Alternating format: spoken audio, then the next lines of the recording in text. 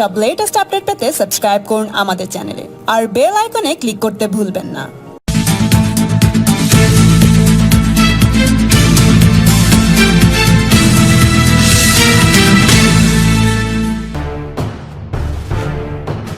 উপস্থিত স্বপন পাল, জেলার অন্যান্য নেতৃবৃন্দ, মন্ডলের বিভিন্ন কার্যকর্তাবৃন্দ এবং এই এলাকার শুধু নাগরিকবৃন্দ, আমার অনেক আগেই এখানে আসার কথা, কিন্তু আপনারা যারা টিভির পর্দায় চোখ রেখেছেন তারা দেখতে পেয়েছেন যে আজকে গঙ্গা ঘাটে তর্পণের কার্যক্রম ভারতীয় জনতা পার্টি ছিল। প্রায় 100-র উপরে বিজেপি কার্যকর্তা তৃণমূলের হিংসার বলি হয়েছে। 100 মা তার ছেলেকে হারিয়েছে এবং 100-র মধ্যে অনেক মা, অনেক বাচ্চা বাচ্চা ছেলে, বাচ্চা বাচ্চা মেয়ে তাদের পিতাকে হারিয়েছে, বোন দাদাকে হারিয়েছে। এই 100 জনের ভারতীয় জনতা পার্টির এই বলিদান, সেই বলিদানের তর্পণ করার জন্য গত বছর এই গঙ্গা ঘাটে, বাগবাজার গঙ্গা ঘাটে আমার কেন্দ্রীয় সভাপতি জগৎ প্রকাশ নাড্ডার উপস্থিতিতে তর্পণ অনুষ্ঠিত হয়।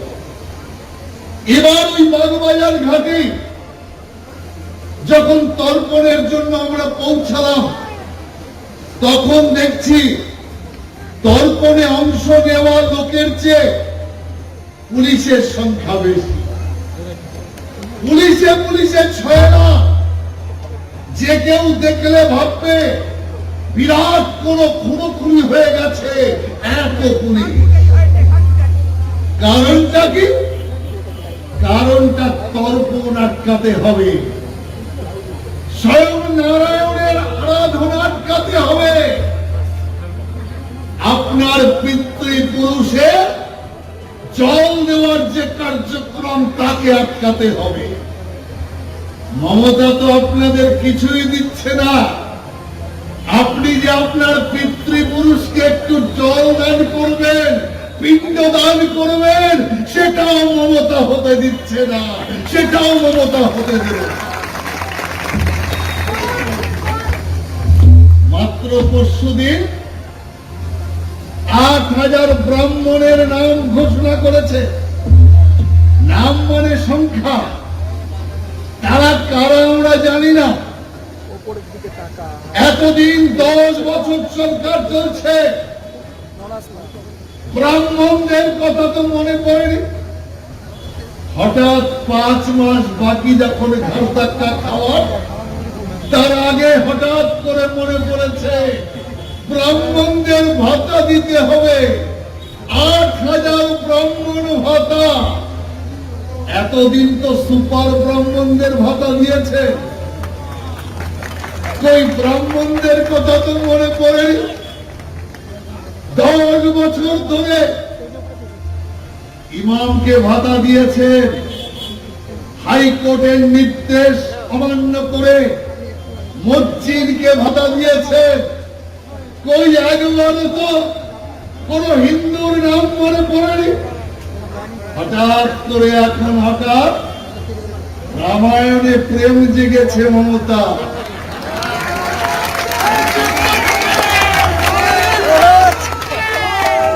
বুঝতে পেরেছে জয় শ্রীরামের বিরোধিতা করেছিল, যখন জয় শ্রীরাম বলছিল, বলছে আমায় গালি দিচ্ছে। এখন বুঝতে পেরেছে, হয়তো রামায়ণের ইতিহাসটাকেও মনে করিয়ে দিয়েছে যে শূর্পণখা, তারকা, রাক্ষসী সব বধ হয়েছে রাম লক্ষ্মণের হাতে। কিন্তু বাংলার মানুষ ছেড়ে দেবে না। এখন বজরঙ্গলির নাম করছে। জিজ্ঞাসা করি দিদি ভাই, কেন হঠাৎ ইনশাআল্লাহ কোথায় গেল? এখন আর আল্লাহ পার করতে পারবে না। কি বলেছেন আপনি? যে গরু দুধ দেয় তার লাথি খাওয়া ভালো। আর আপনি বলছেন যে গরু দুধ দেয় তার লাথি খাওয়া ভালো। তাহলে হঠাৎ সেই গরু ছেড়ে এখন নতুনে ঢুকেছেন কেন? আজকে প্রশ্ন করতে চাই। তাই মুসলমান ভাই যদি থেকে থাকবেন কি যোগদানই তো করলেন এই মাত্র। তো মুসলমান ভাইদের বলতে চাই, চীনের এই মমতা ব্যানার্জিকে চা খেয়ে ভার ফেলা যার নীতি, অর্থাৎ কাজের বেলা কাজী, কাজ ফুরলে পাজি।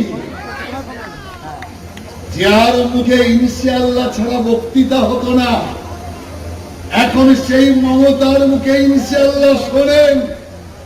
একবারও আল্লাহ নাম বলে না। এখন কি বলছে? দুর্গা মাতা, কালী মাতা, লক্ষ্মী মাতা, সরস্বতী মাতা। এখন বলছে নারায়ণ মাতা, বিষ্ণু মাতা। সেই কারণে আমি আপনাদের বলতে চাই, দেখুন এতদিন আল্লাহ আল্লাহ করে আপনাদের ধোঁকা দিয়েছে। যেই বুঝেছে আল্লাহতে আর নৌকো পার হবে না, এখন সঙ্গে সঙ্গে আল্লাহকে মাঝ সমুদ্রে ডুবিয়ে এখন বিষ্ণু মাতাকে সম্বল করতে চাইছে। অতএব থেকে বুঝুন, যখন বেকায়দায় পড়বে, হে মুসলমান ভাই, আপনাকেও মাঝ রাস্তায় ছাড়তে 1 মিনিট দ্বিধা করবে না মমতা ব্যানার্জি। তাই আমি পরিষ্কার বলতে চাই, চিনুন আসল লোককে। আমরা হিন্দু মুসলমানের কোনদিন বিভাজন করিনি। নরেন্দ্র মোদী যতবার ভাষণ দিয়েছে, যতবার তার বক্তব্য আমরা পেয়েছি, 130 কোটি ভারতবাসীর কথা বলেছে। 130 কোটি ভারতবাসীর থেকে মুসলমানদের তো বাদ দেয়নি। 130 কোটি ভারতবাসীর কল্যাণ, আর সেই কল্যাণের কাজ করেছে। এই যে বাড়ি বাড়ি উজালা গ্যাস যোজনায় আপনি গ্যাস পেয়েছে, সবচেয়ে বেশি গ্যাস পেয়েছে মুসলমান সম্প্রদায়ের লোকেরা। তার কারণ গরিব তাদের মধ্যে বেশি, সেই কারণে তারা পেয়েছে। ওই সেখানে তো আমরা বাজ বিচার করি, এ মুসলমান, এ বিজেপি নয়, এ তৃণমূল, এ সিপিএম, এ কংগ্রেস, ওকে গ্যাস দেব না। নরেন্দ্র মোদী কোন বাজ বিচার করেনি, ধর্ম দেখেনি, দল দেখেনি। আর এখানে তৃণমূল কংগ্রেসের পক্ষ থেকে কি হচ্ছে? আপনার বাড়ি বানানোর টাকা দিচ্ছে প্রধানমন্ত্রী, আর সেই বাড়ি কে বিজেপি, কে অন্য পার্টি, কে তৃণমূল ভাগ বাটোয়ারা করে সেই বাড়িকে দেওয়া হচ্ছে। বিজেপির লোক পাবে না, প্রধানমন্ত্রী আবাস যোজনা বিজেপির লোক পাবে না, তৃণমূলের লোক পাবে। তৃণমূলের লোক তো পেল। একটা তৃণমূলের লোক সারা পশ্চিম বাংলায় আছে। যদি কেউ আমাকে দেখাতে পারে যে তৃণমূলের লোক প্রধানমন্ত্রী আবাস যোজনা তৃণমূলের কাছ থেকেই পেয়েছে, বিনা কাটমানিতে পেয়েছে, একটাও লোক নেই। যে তৃণমূল হলেও কাটমানি দিতে হয়েছে, কারণ নেতারা বলছে ওসব চলবে না, নজরানা দাও, তামাশা দেখো। আমি যখন দিল্লিতে এক বড় নেতাকে, এখন কেন্দ্রীয় মন্ত্রী, তাকে বলেছিলাম, দাদা শৌচাগারের পয়সা খাচ্ছে, প্রধানমন্ত্রী শৌচালয় যোজনার পয়সা খাচ্ছে। তিনি বিশ্বাস করেননি, বলছে না না, তৃণমূল এতটা নিচে নামবে, শেষে পায়খানার পয়সা খাবে, এ বিশ্বাস করতে পারি না। আমি সেই নেতাকে বললাম, দাদা এখন তো পায়খানার পয়সা খাচ্ছে, আর কদিন পরে ওটাও খাবে, কিচ্ছু ছাড়বে না। কারণ এখন বুঝে গিয়েছে বিদায়ের বাজনা বেজে গেছে। আয়ু মাত্র 5 মাস। এই 5 মাসে যা পারো কামিয়ে নাও, যা পারো করে নাও। এটাই হচ্ছে তৃণমূলের একমাত্র নীতি। তাই এই পার্টি কাট মারি খোর পার্টি। আমার জেলা প্রেসিডেন্ট গৌতম দা বলছিলেন যে আয়ুষ্মান ভারত কেন লাগু হলো না, কৃষক সম্মান নিধির টাকা আপনারা কেন কৃষকরা পেলেন না? 8,000 টাকা প্রত্যেক কৃষক প্রতি টাকা। এক পরিবারে 8,000 টাকা নয়, এক পরিবারে যদি 3 জন কৃষক থাকে 3,24,000 টাকা আপনার ব্যাংকে ঢুকত। কিন্তু সেই টাকা পেতে দিল না কেন? গৌতম দা অবশ্য বলেছে যে দলবাজি করার জন্য বা বিজেপির নাম হয়ে যাবে তার জন্য।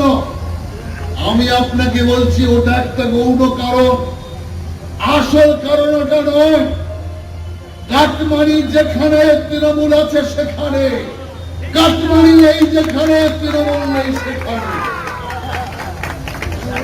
কৃষক সম্মান নিধিতে কোনো কাটমানির ব্যবস্থা নেই, আয়ুষ্মান ভারতে কোনো কাটমানি নেই। যদি কেন্দ্রীয় প্রকল্প তৃণমূল বিরোধিতা করত তাহলে এখানে প্রধানমন্ত্রী আবাস যোজনা হতো না, প্রধানমন্ত্রী শৌচালয় যোজনা হতো না। তার মানে এটা পরিষ্কার, পয়সা রোজগার যেখানে তৃণমূল আছে সেখানে। তাই 5 মাসে শেষবারের মতো যা পারছে লুটে খেয়ে নিচ্ছে। বাধা আমরা দিচ্ছি না, খা খা খা, যত পারিস প্রাণ ভরে খা। নির্বাচনের পরে যখন সেগুলো টান দিয়ে বের করব, আর ওই বাড়ি গাড়ি ওই এলাকায় দাঁড় করিয়ে নিলাম করে ভিকিরি বানিয়ে রাস্তায় ছাড়ব, তখন বুঝতে পারবে ভারতীয় জনতা পার্টি মানে কি। সেই কারণে পরিষ্কার একটা কথা বলে যায়, যারা মানুষের ধন চুরি করে, যারা জনসম্পত্তি চুরি করে আজকে গাড়ি বাড়ি বানিয়ে ফুটো চাল থেকে 3 তলা 2 তলা বাড়ি বানিয়েছে, এই 5 মাসই সুখে থাকবেন, এরপরে সুখে থাকতে পারবেন না। মানুষের টাকা ওই জমি বাড়ি নিলাম করে মানুষের মধ্যে মিলিয়ে দেওয়ার কাজ ভারতীয় জনতা পার্টি করবে, এটা আমাদের প্রতিশ্রুতি। সেই কারণে আমি আপনাদের পরিষ্কার বলতে চাই, এই সরকার এক চোরেদের সরকার কাজ করছে। চাল পাঠাচ্ছে মোদি, খাচ্ছে চাল মমতা। অদ্ভুত অবস্থা।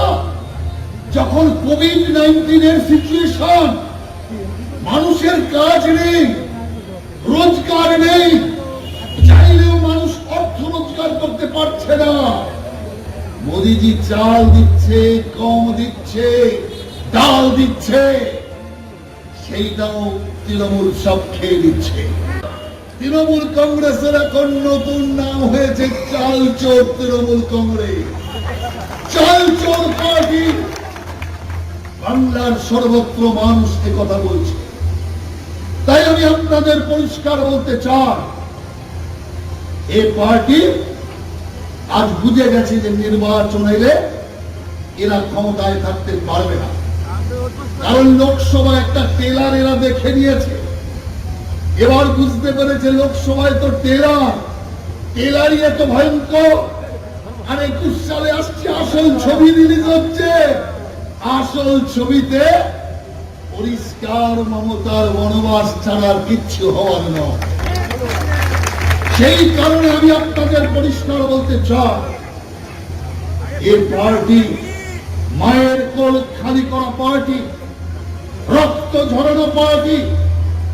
সিপিএম কে তাড়িয়ে তৃণমূলকে আপনারা ক্ষমতায় এসেছিলেন কেন?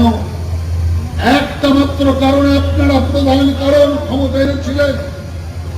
তৃণমূল আপনাকে প্রতিশ্রুতি দিয়েছিল বদলা নয় বদল চায়, অর্থাৎ খুনোখুনি নয় শান্তি চায়। এই প্রতিশ্রুতিতে আপনি ভুলে গিয়েছিলেন। আপনি তখন বলেছিলেন যে আমরা একটু কম খাবো, ডাল ভাত খেয়ে থাকবো, তবু শান্তিতে থাকতে চাই।